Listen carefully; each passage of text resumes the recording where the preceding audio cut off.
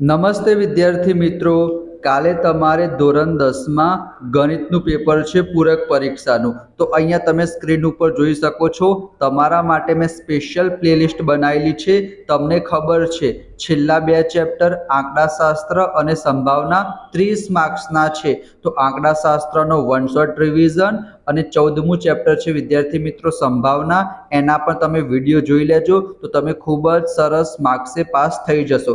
આજે આપણે શું જોવાના છે વિદ્યાર્થી મિત્રો? વિભાગ એ.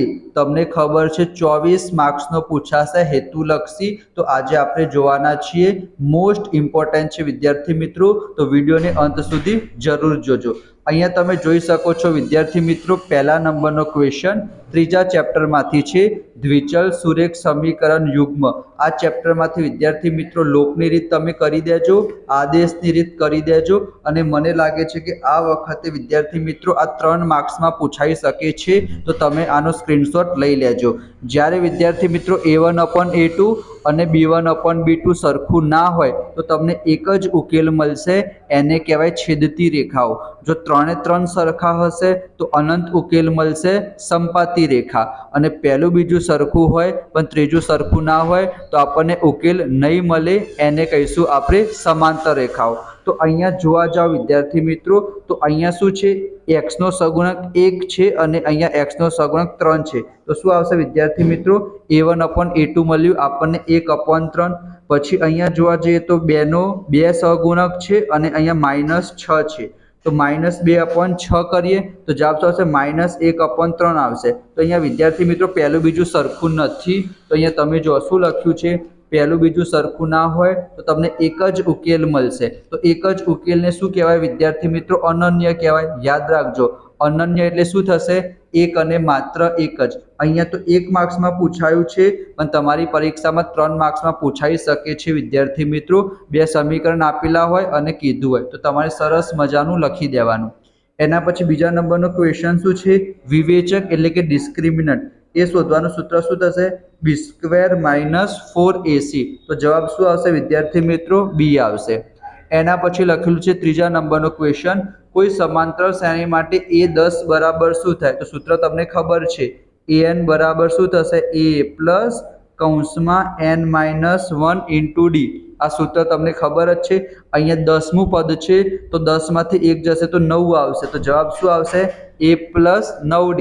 એ 15 કે તો શું આવશે? a + 14d આવશે. એક તમારે શું કરી દેવાના? બાદ કરી દેવાના. પછી ચોથો ક્વેશ્ચન પણ ઇમ્પોર્ટન્ટ છે વિદ્યાર્થી મિત્રો. અહીંયા તમને શું કીધું છે? લંબ અંતર શોધવાનું. તો જ્યારે પણ તમને x અક્ષથી લંબ અંતર કહે તો y આમ લખી દેવાનું, અને y અક્ષથી લંબ અંતર કહે તો x આમ લખી દેવાનું. પણ અહીંયા વિદ્યાર્થી મિત્રો x અક્ષથી લંબ અંતર કીધું છે તો y આમ -4 છે. તો આપણે -4 નહીં લખીએ વિદ્યાર્થી મિત્રો, કારણ કે અંતર હંમેશા કેવું હશે? ધન હશે. તો જવાબ શું આવશે? 4 હશે. તો માઇનસ વાળો ઓપ્શન તો ક્યારેય જવાબ નહીં આવે. બરાબર. ચલો એના પછી અહીંયા વિદ્યાર્થી મિત્રો tan² 60 ની કિંમત આપણે શોધવાની છે. tan 60 ની કિંમત કેટલી થશે? વર્ગમૂળમાં 3 થશે. tan 60 ની કિંમત કેટલી થશે? વર્ગમૂળમાં 3. પણ અહીંયા વિદ્યાર્થી મિત્રો આપણને સ્ક્વેર આપેલો છે તો અહીંયા પણ સ્ક્વેર એટલે કે વર્ગ કરીશું તો વર્ગ અને વર્ગમૂળ કટ થઈ જશે. તો જવાબ કેટલો આવશે? 3 આવશે. 3 નો વર્ગ 9 ના કરી દેતા, અહીંયા વર્ગમૂળમાં 3 છે તો વર્ગ અને વર્ગમૂળ કટ થઈ જશે. તો જવાબ કેટલો આવશે? 3 આવશે વિદ્યાર્થી મિત્રો. એના પછી છઠ્ઠા નંબરનો MCQ પણ મોસ્ટ ઇમ્પોર્ટન્ટ છે. આ સૂત્ર તમને ખબર હશે, ના ખબર તો સ્ક્રીનશોટ લઈ લેજો વિદ્યાર્થી મિત્રો. z = 3m - 2x બાર. z એટલે બહુલક થશે, m એટલે મધ્યસ્થ થશે અને x બાર એટલે મધ્યક થશે. તમને 2 કિંમત આપેલી હોય, કોઈ પણ 2 કિંમત આપેલી હોય અને એક કિંમત શોધવાની કે તો આ સૂત્રનો આપણે ઉપયોગ કરીશું. તો અહીંયા c થઈ જશે, z = 3m - 2x બાર. બરાબર. ચલો એના પછી 7મા નંબરનો ક્વેશ્ચન છે. તમે આ બધા જ પ્રશ્નો મોસ્ટ ઇમ્પોર્ટન્ટ છે વિદ્યાર્થી મિત્રો. 3 + વર્ગમૂળમાં 16 એ કઈ સંખ્યા થશે? તો 3 તો વિદ્યાર્થી મિત્રો સમય સંખ્યા થાય અને વર્ગમૂળમાં 16 એટલે શું કહેવાય? 4 કહેવાય. કારણ કે 4 નો વર્ગ 16 થશે તો 16 નું વર્ગમૂળ કેટલું થશે? 4 થશે. તો 3 ને 4 7. તો 7 વિદ્યાર્થી મિત્રો કઈ સંખ્યા કહીશું આપણે? સમય સંખ્યા કહીશું. એના પછી 8મા નંબરનો ક્વેશ્ચન પણ સારો છે. એ 2 માર્ક્સમાં 100% પૂછાશે. તમને ખબર જ છે આપણે શું કરતા હતા? x² - α + β × x plus alpha into beta બરાબર 0 બરાબર. તમને 2.2 ખબર હશે તો બસ આલ્ફા પ્લસ બીટા એટલે કે શૂન્યનો સરવાળો કેટલો આપેલો છે 4 અને શૂન્યનો ગુણાકાર પણ 4 છે તો અહીંયા પણ 4 લખવાના અને અહીંયા પણ 4 લખવાના. તો જવાબ શું આવશે વિદ્યાર્થી મિત્રો? સી ઓપ્શન આવશે બરાબર. અહીંયા હંમેશા પહેલા માઇનસની નિશાની આવશે અને પછી હંમેશા પ્લસ આવશે. એના પછી કીધું છે કે એ ની કિંમત એ ખૂણાનું માપ છે કે એ બરાબર કેટલા હશે ત્યારે આ વિધાન સત્ય થશે તો જવાબ શું આવશે? 0 આવશે. સાઇન 0 0 થશે બરાબર એના માટે. એના પછી 11મા નંબરનો ક્વેશ્ચન છે કે તમને એક વર્તુળ આપેલું છે, વર્તુળનું કેન્દ્ર શું આપેલું છે? O આપેલું છે અને P બિંદુમાંથી આપણે બે સ્પર્શક દોરીએ, એક સ્પર્શક દોરીએ PA અને બીજો સ્પર્શક દોરીએ PB બરાબર. આ પણ તમારી પરીક્ષામાં પૂછાય કે સ્પર્શક હશે વર્તુળને એક જ બિંદુમાં છેદશે અને છેદિકા હશે એ વર્તુળને બે બિંદુમાં છેદે. આ પ્રમાણે બે બિંદુમાં છેદે તો આને શું કહેવાય વિદ્યાર્થી મિત્રો? છેદિકા કહેવાય. અને એક જ બિંદુમાં આ રીતના છેદે અને શું કહેવાય? સ્પર્શક કહેવાય. તો આપણને POA શોધવાનું છે તો અહીંથી આપણે આ પ્રમાણે બનાવીએ તો POA એટલે કે આપણે આ ખૂણો શોધવાનો છે અને આપણને શું કીધું છે? આ 80 આપેલું છે. તો 80 આપેલું હોય વિદ્યાર્થી મિત્રો તો સામે કેટલું થશે? 100 થશે. કારણ કે બંનેનો સરવાળો કેટલો થાય? 180 થાય.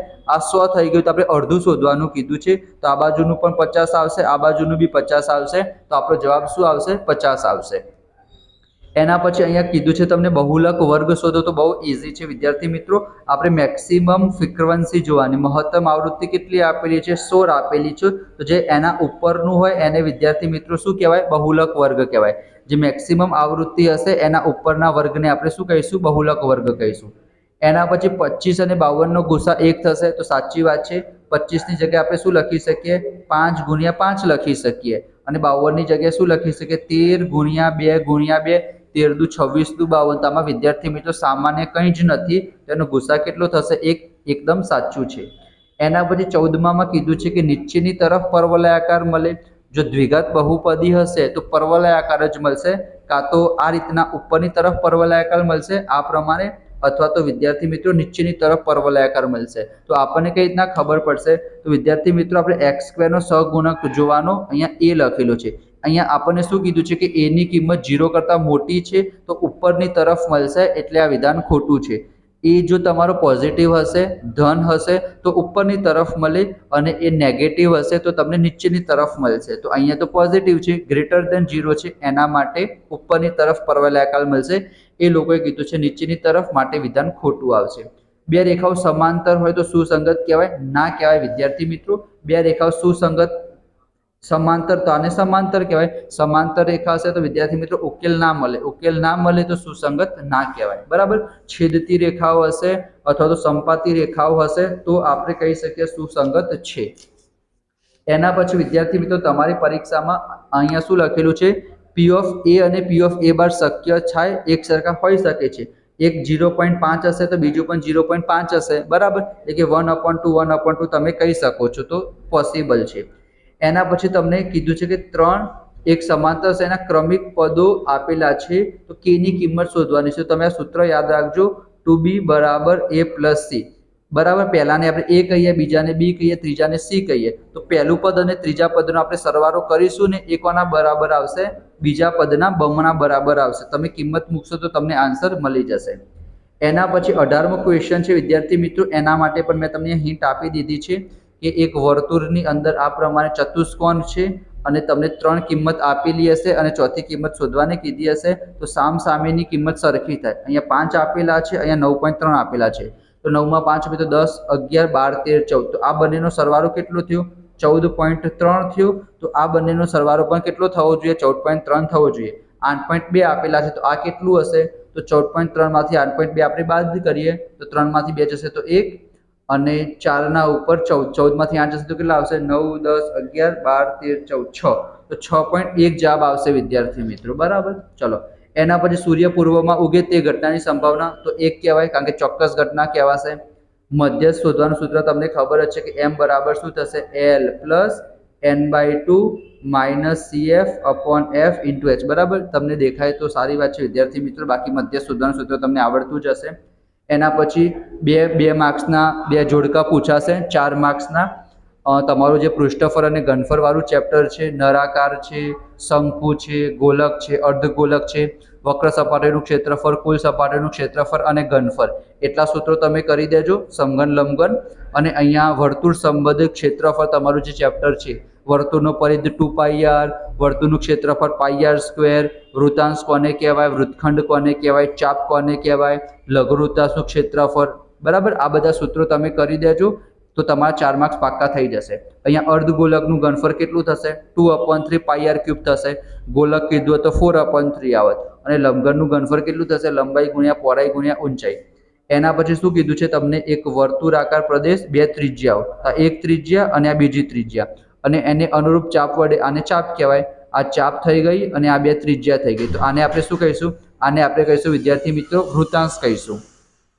અને પછી શું કીધું છે કે વર્તુળની જીવા, તો વર્તુળની જીવા થઈ ગઈ અને એનો ચાપ થઈ ગયો, તો આને વિદ્યાર્થી મિત્રો વૃત્તખંડ કહેવાય. શું કહેવાય? વૃત્તખંડ કહેવાય. તો વૃત્તખંડ અને વૃત્તાંશ, બરાબર, એ તમે સમજી લેજો. એના સૂત્ર પણ તમે કરી દેજો. એના સિવાય એક વિડીયો આપણે ઓલરેડી અપલોડ કર્યો છે, એ પણ તમે જોઈ લેજો વિદ્યાર્થી મિત્રો. તમારા ખૂબ જ સરસ માર્ક્સ આવશે. મેં તમને ઓલરેડી કીધું છે, એ બધા પ્લેલિસ્ટ પણ જોઈ લો, તો તમારા કાલના પેપરમાં તમે ખૂબ જ સરસ માર્ક્સે પાસ થઈ જશો વિદ્યાર્થી મિત્રો. જો કંઈ પણ ડાઉટ હોય તો કોમેન્ટ બોક્સમાં જણાવો મને, તો હું તમને સોલ્વ કરાવી દઈશ. તો મળીશું આપણે નેક્સ્ટ વિડીયોમાં. ત્યાં સુધી જય શ્રી કૃષ્ણ, જય Swaminarayan. Thank you so much.